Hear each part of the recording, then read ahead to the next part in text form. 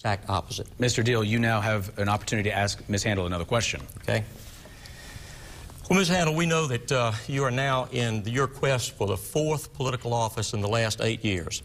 And a part of your quest, you have used the report by a liberal group known as CREW, a group that has named our governor, Sonny Perdue, one of the worst governors in America, that has used this same report to accuse Governor Perdue, our mutual friend, Congressman Tom Price, and Sarah Palin, of ethical misconduct.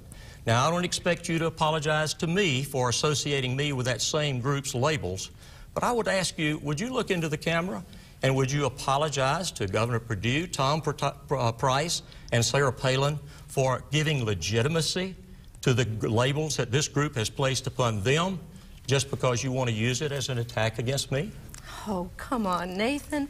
Now, ladies and gentlemen, it doesn't matter who filed the complaint. There is the fact that the Office of Congressional Ethics did indeed do an extensive investigation. This is a bipartisan panel that found allegations of violations against Charlie Rangel as well as Maxine Waters. They found 6 probable violations against Nathan Deal. On top of that, he is now associated with, I will use the phrase, associated with a federal grand jury investigation into the fact that he did indeed try to intervene to save his sweetheart deal with the state. And while he wants to pass the buck and blame this on the Department of Revenue, the fact is that the Department of Revenue wanted to change the program, which is exactly what is being investigated by the OCE and the subject of this federal grand jury investigation.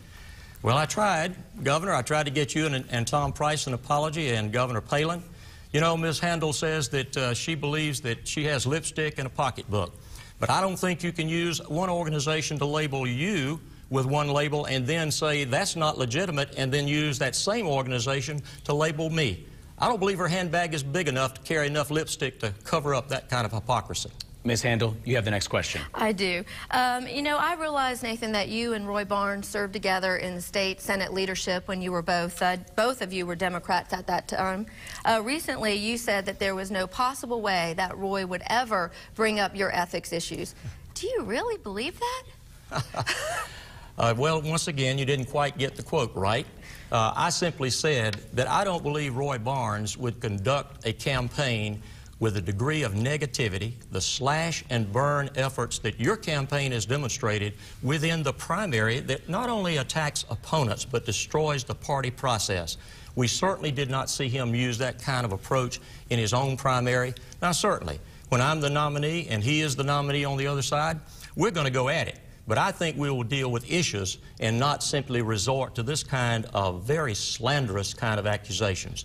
I don't think the people of Georgia want that. I don't think they expect that. And I don't think they'll reward that at the ballot box this next Tuesday. Are you concerned about too much negativity?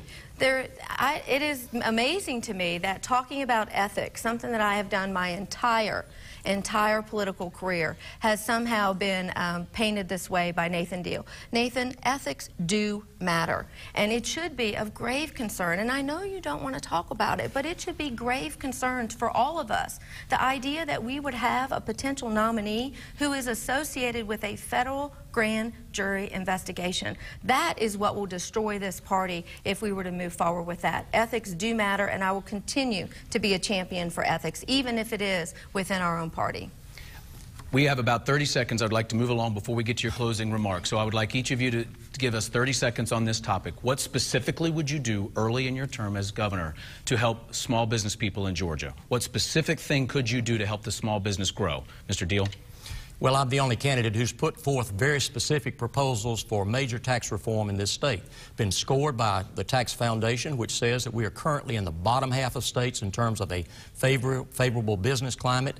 It would move us to the top 1/3. It includes things like cutting corporate tax by 1/3, waiving the tax on startup businesses. They're the ones that are going to provide the new job opportunities. Taxes are a burden that will cause them to fail. They fail, they don't provide jobs, and they don't increase the economy of the state of Georgia.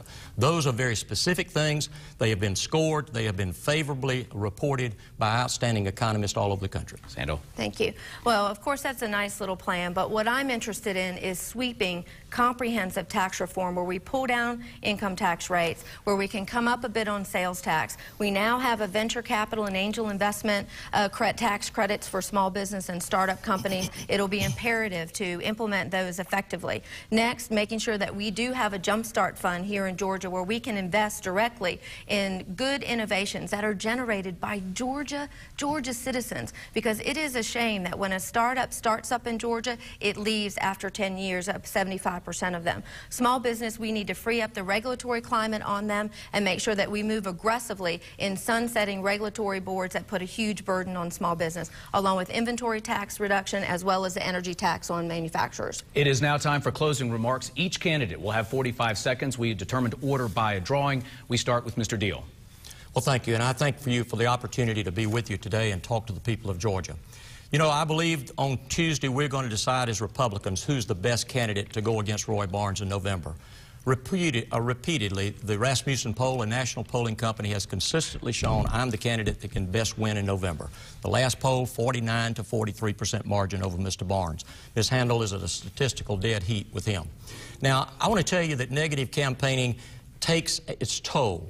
I have just been told recently, just before I walked onto this program, that her chairperson in Cobb County, Bill Byrne, has now, because of the type of attack she has made, has become a supporter of mine. We're seeing that all across the state. Negative campaigning is recognized as destructive of the party. I believe that public service is honorable. I have served my life serving the people of this state and this nation. I ask for your vote on Tuesday, August the 10th. Karen. Thank you. On August 10th, we must nominate the best right person to lead our state and the best individual to take on Roy Barnes. I have the skills and experience to be the CEO of this state. I have, as a local Fulton County Commission chairman, I know how to get things done in a tough environment. I know how to pull things together. What we need most in our state is a next generation leader, someone with fresh ideas, someone who is going to come in and shake things up and not be wedded to the status quo after having spent 18 years in Washington. We need to take advantage of all that this great state has to offer. I am that individual. I am that leader. I ask for your vote on August 10th, but know this, I'm going to work very, very hard to earn it. Thank you so much. God bless y'all. Thank you to the candidates. This concludes our debate between the candidates for the runoff and the Republican primary for governor. A reminder, Election Day is Tuesday, and join us for complete coverage on Channel 2 Action News and at WSB-TV.com. I'm Justin Farmer. Thank you for joining us. Thank you to our panel. Have a wonderful rest of your weekend.